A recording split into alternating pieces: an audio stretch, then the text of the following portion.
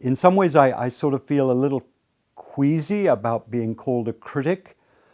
I think of myself more as a reporter slash reviewer.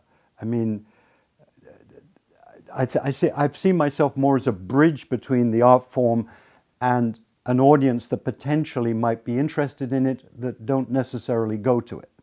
So it's very important to write in a way that makes it engaging and maybe even persuade people they should take a chance on it. And I write for the audience.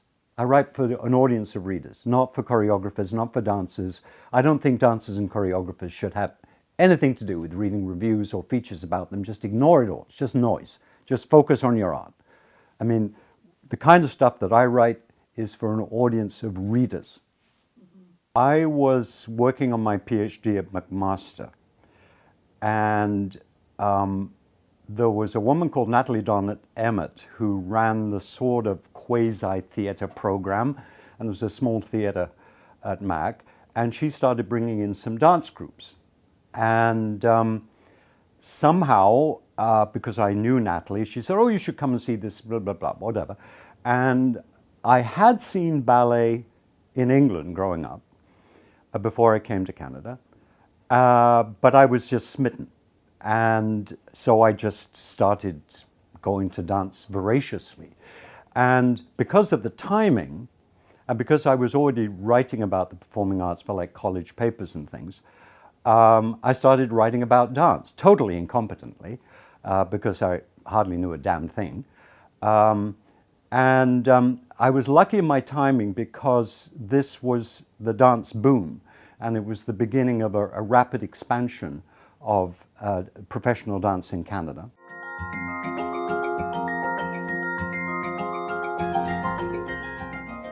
I suddenly found people saying, oh, could you write about this? Could you write about that? Because nobody else beyond the newspaper critics was really doing it. So it sort of snowballed. And Arnold Edinburgh, who used to run a magazine called Performing Arts in Canada, asked me to be dance editor, so I managed to get more dance articles into Performing Arts in Canada magazine. And then, out of the blue, a man called Grant Stratty, who was iconic in Canadian dance, called me up and said, we'd like you to be the next editor of Dance in Canada magazine, because Susan Cohen, the founding editor, was moving on. And I thought, wow, this is crazy. Me? Why me? And this was 1977. And Grant's the kind of person that if once he's determined something's going to be a certain way, so he just wore me down. In fact, he took me out to dinner, plied me with wine, after a martini to start, of course, being Grant. And by the end of the meal, I said, okay. Why I'm very grateful for having had the opportunity to edit Dance in Canada magazine with Holly Small was it forced me to open my eyes to the fact that there is no real center. I mean, there are centers. There's Montreal, there's Toronto, there's Winnipeg, there's Vancouver.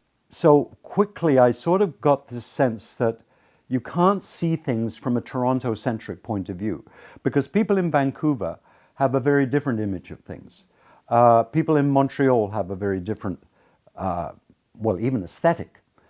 And so you're dealing with a sort of not a kaleidoscope, but a very varied national dance scene. I got to interview some amazing luminaries of dance at a very early age. I look back and I pinch myself and I think, did this really happen? Robert Joffrey and Alvin Ailey and Frederick Ashton, and it was extraordinary. And so I began to cut my teeth in broadcasting, and then did more and more on a freelance basis for CBC until I decided that's the way I'm going, and joined CBC full time, which was good because it gave me the sort of stable salary you need if you're going to be a dance critic. Personally, I was able to do quite a few dance documentaries or dance-oriented programming. So I was sort of the go-to dance guy in the team, although I was doing lots of other, arts programming as well. And then I moved as senior producer to a show called The Arts Report, which was a daily kind of arts news service that went on both networks, coast to coast. And then I sort of hosted that for 7 years until I quit the CBC to write a book about Arnold Spohr, which took 2 years of my life. A sort of a pleasant nightmare, shall we say. And then from then on remained totally freelance. I carried on doing stuff for CBC, I think, until about 2010, when they decided that dance was too elitist for them.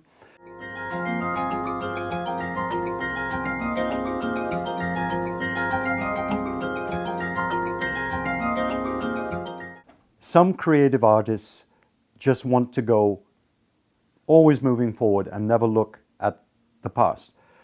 In dance, however, historically, there have been a number of works that should somehow become part of the canon, even to the extent that they may be danced by other companies, not the company that created them, because the company that created them may have in fact evaporated. Wouldn't it be wonderful if we had just a company that would collect and preserve, a company that could collect, preserve, perform and tour some of these masterworks from our contemporary dance heritage, which still deserve to be seen. I'm just glad that my time came along at a period when dance was really, really thriving. I can remember people scalping tickets to see Karen Kane and Frank Augustin dance Giselle at the Sony Center. Oh, well, it was then the O'Keeffe Center. Scalping tickets. Can you imagine? And a throng of people at the stage door waiting for autographs. And you don't find that anymore. It's a different world.